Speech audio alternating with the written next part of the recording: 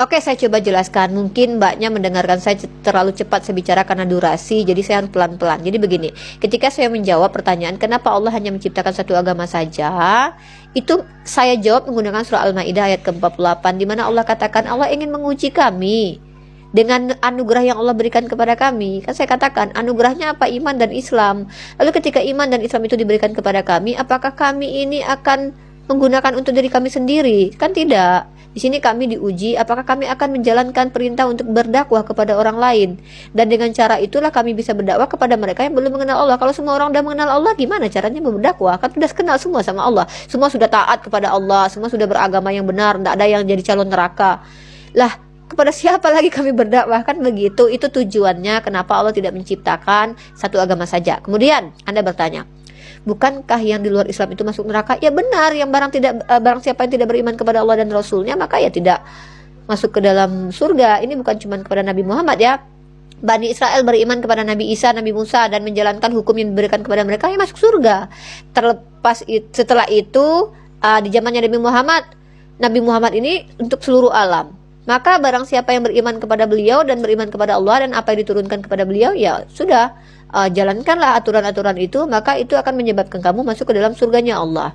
Nah, yang tidak beriman, yang kafir, yang kufur, yang tidak menerima, bagaimana? Ya mereka kekal di dalam neraka.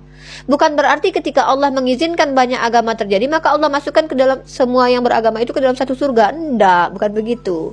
Jadi segala sesuatu yang Allah izinkan itu bukan berarti Allah senang itu terjadi, tetapi itu adalah pilihan kepada manusianya. Allah berikan akal dan hati. Silakan dipilih mau menjadi Islam atau tidak berislam. Carilah kebenaran itu sesuai dengan akal yang Allah berikan dan hati nurani yang Allah berikan. Lihatlah ajarannya, kan begitu.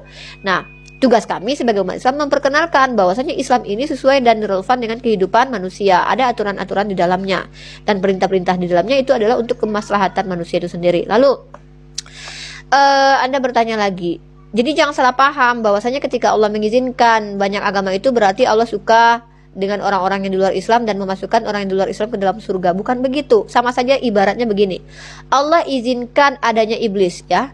Karena begini, dalam Islam itu segala sesuatu itu ada pasti karena izin Allah. Kalau Allah tidak izinkan itu ada, bahaya nih Tuhan ya. Ini tiba-tiba Allah tidak izinkan, Allah tidak ingin itu iblis ada, tapi tiba-tiba iblis ada, berarti ada kekuatan lain selain Allah. Tidak, Allah mengizinkan iblis itu ada untuk menjadi ujian kepada Adam. Begitu juga Adam menjadi ujian buat iblis. Begitu juga dengan agama lain menjadi ujian buat umat Islam. Bukan berarti Allah ridho, karena Allah katakan inna dina indallahil Islam. Sesungguhnya agama yang diridho di sisi Allah hanyalah Islam. Jadi begitu konsepnya ya. Jadi Allah mengizinkan ada iblis bukan berarti Allah senang ada iblis, bukan berarti Allah ridho